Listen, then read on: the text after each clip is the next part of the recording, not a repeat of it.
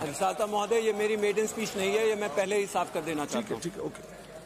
माननीय अधिष्ठाता महोदय, मैं आपका धन्यवाद देता हूँ कि आपने मुझे बोलने का अवसर दिया है। साथ ही मैं बहन कुमारी मायावती जी, बहुजन समाज पार्टी और अंबेडकर नगर के सभी लोगों का धन्यवाद देना चाहता हूं जिन्होंने मुझे अपना प्रतिनिधि चुन करके यहां पे भेजा है। माननीय, सबसे पहले मैं माननीय राष्ट्रपति जी के अभिभाषण पर धन्यवाद व्यक्त करना चाहूंगा कि उन्होंने 17वीं लोकसभा को संबोधित करके सरकार की नीतियों और देश की दिशा के बारे में हमें बताने का काम किया है। माननीय, सरकार कहती है कि हमारे देश की ग्रामीण अर्थव्यवस्था का स्तंभ किसान है, लेकिन मैं आपसे पूछना चाहता हूं माननीय सदस्यगण कि यदि किसान की सरकार को इतनी ही फिक्र है, इतनी ही परवाह है, तो पिछले 5 वर्षों में कृषि विकास दर में 33% की कमी क्यों हुई है? किसानों की आय 14 वर्षों में अपने न्यूनतम स्तर पर कैसे पहुंची है?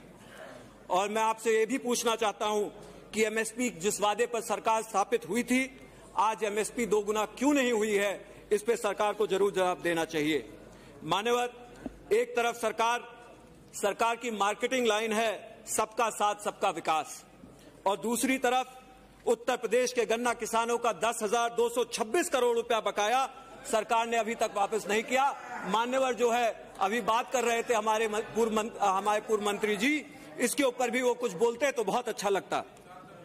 मान्यवर, लेकिन दूसरी तरफ बैंकों एवं अन्य वित्तीय व्यवस्थाओं का 3.5 लाख करोड़ रुपए से अधिक राशि को सरकार ने निपटारा कर दिया, और इससे ये प्रश्न उठता है कि ये किसका विकास और किसका साथ है? मैं आपसे पूछना चाहता हूं, आपके माध्यम से पूछना चाहता हूं।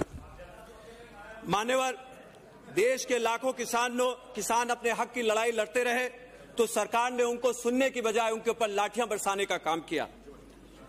जब इंतजार कर लड़कर और थक कर किसान आत्महत्या करने पर मजबूर हुआ, तभी भी सरकार ने उनको बेबस नजरअंदाज छोड़ दिया। मैं आपको बताना चाहता हूं और आपके माध्यम से पूछना चाहता हूं सरकार से कि 2015 से लेकर आज तक सरकार ने किसानों की आत्महत्या के आंकड़ों को क्यों सार्वजनिक नहीं किया? और आपके माध्यम से मैं सरकार से निवेदन करूंगा कि इन शर्मनाक आंकड़ों को सदन में रखने का काम किया जाए, ताकि ये कड़वी सच्चाई हम लोगों के सामने, देश के सामने आने का काम हो। और अगर आंकड़ों की ही बात की जा रही है, तो सरकार के एक और मुद्दे के प्रदर्शन को देखने की जरूरत है। आज देश में बेरोजगारी इस स्तर पर है जितनी पिछले 45 वर्षों में नहीं हुई थी। जहां सरकार 1 करोड़ प्रतिवर्ष नौकरियों के वादे पर सत्ता में आई थी, आज वहीं सरकारी नौकरियों का गला घोटा जा रहा है और नौजवान बेबस हो चुका है। वो MA, BA, MSc, MPhil और PhD करके भी खलासी की नौकरी करने पर मजबूर हो रहा है।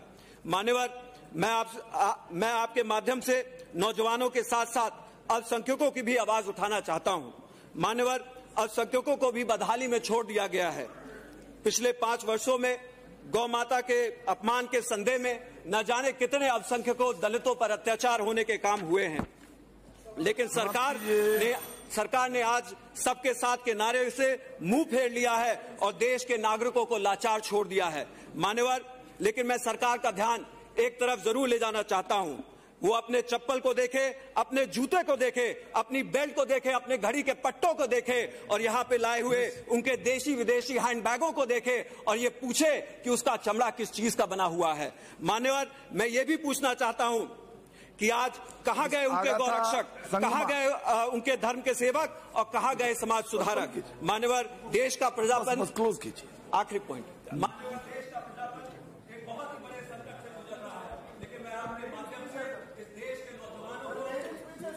नहीं बेटा, समय की सीमा भी थैंक यू सर, प्लीज हो गया, आप प्रारंभ कीजिए। आगत जी, ऑनरेबल